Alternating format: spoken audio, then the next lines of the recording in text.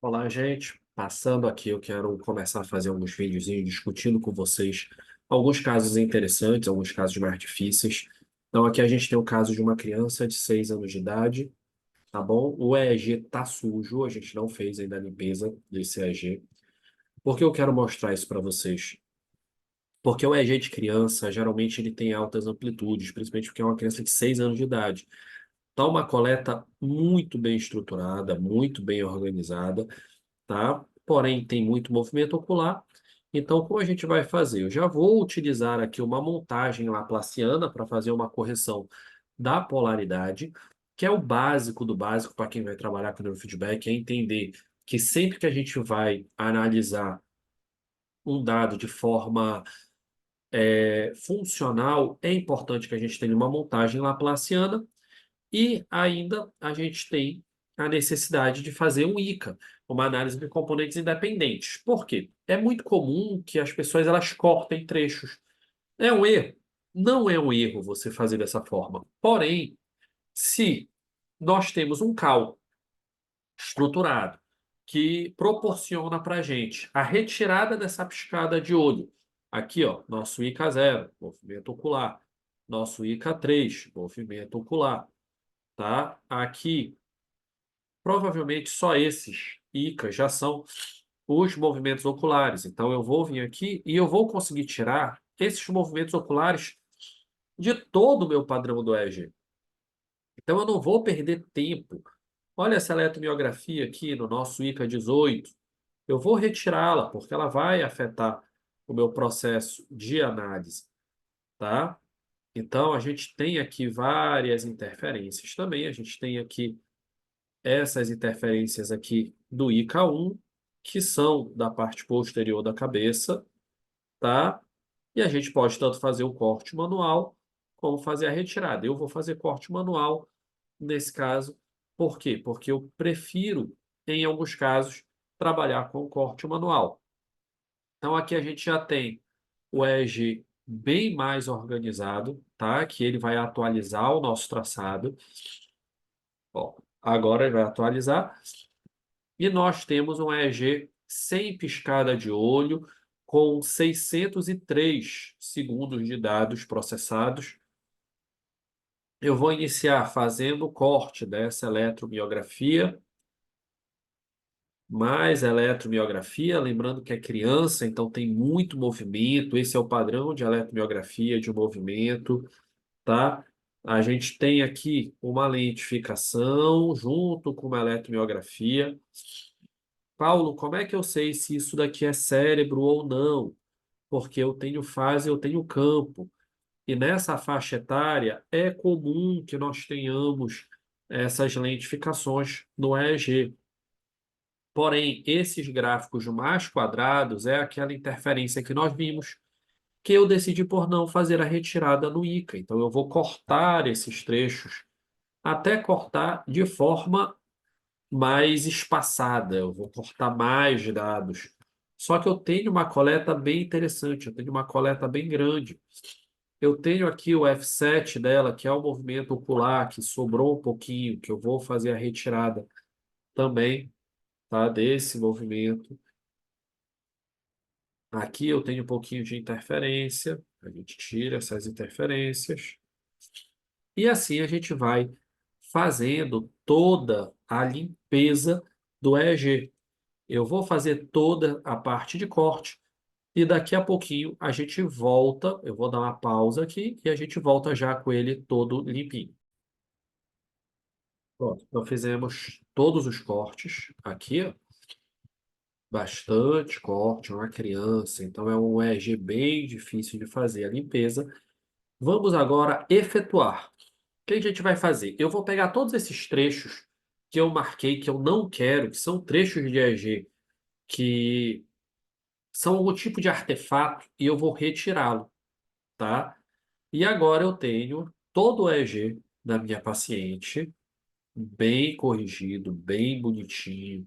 Você vê altas amplitudes, um cérebro bem lentificado, que é natural da faixa etária, tá? Então, é muito comum que quando você chegue aqui, algumas pessoas vão olhar para isso aqui e vão falar, Paulo, É um cérebro muito lento. Sim, é um cérebro muito lento, porque ela tem uma faixa etária muito baixa, ela tem 6 anos de idade. Então, é natural que eu vá ter uma quantidade de teta um pouco mais elevada. Então, 7,57. Agora, a gente já observa aqui em PZ que essa paciente já tem o pico de alfa muito satisfatório, em 9,58, quase 10 Hz, que está dentro da faixa, dentro do esperado, dentro da normalidade, dentro do equilíbrio encefálico. Então, aqui a gente vai fazer todas as análises e é uma criança que tem toque. Então, o controle, a base de controle vai estar vinculado a FZ e CZ, esses dois centrais. Então, uma das coisas que a gente vai ver é que ela tem esse pico de teta em 4,22 aqui, ó. O teta baixo, 4,50, essa faixa.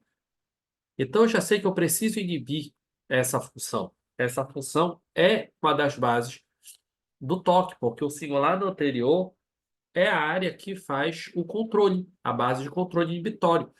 E o toque, ele tem essa dificuldade de controle. Então, essa paciente, ela apresenta essa função.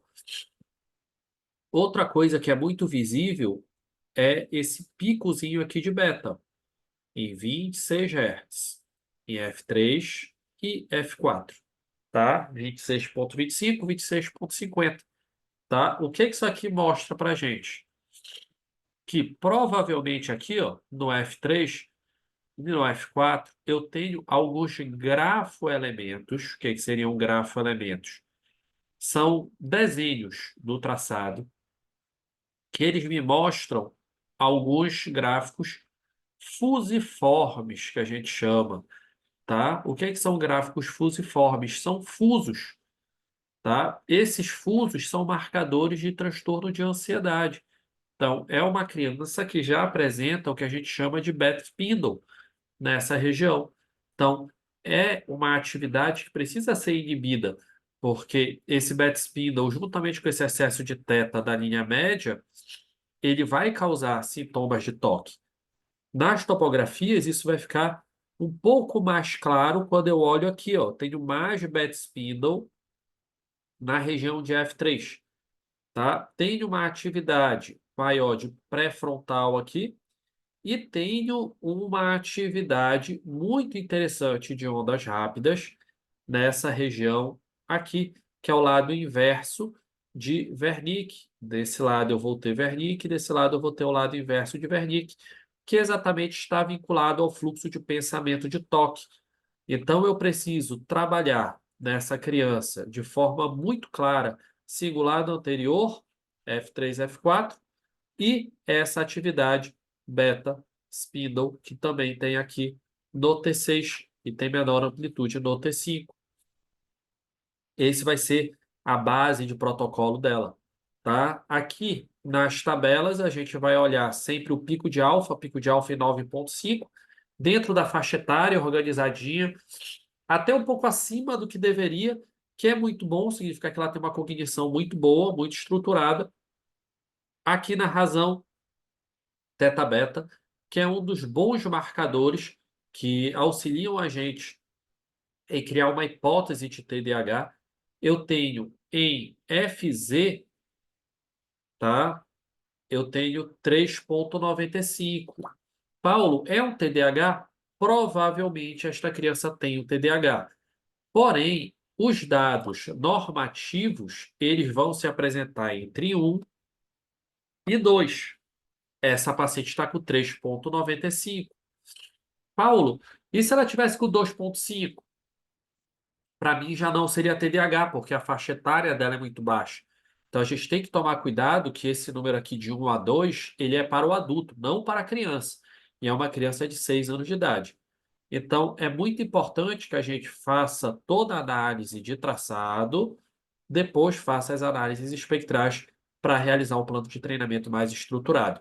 Essa criança fez 20 sessões de neurofeedback. Reduzimos significativamente todas as bases de toque, fizemos mais de 10 sessões de suporte, então fizemos 30 sessões no total e essa criança hoje não apresenta mais informações nem comportamentos de toque, pensamentos intrusivos e ruminantes também não apresenta mais, e o rendimento dela aumentou bastante. Então, qualquer dúvida, a gente coloque aqui, façam as perguntas, vai ser um prazer ajudar vocês.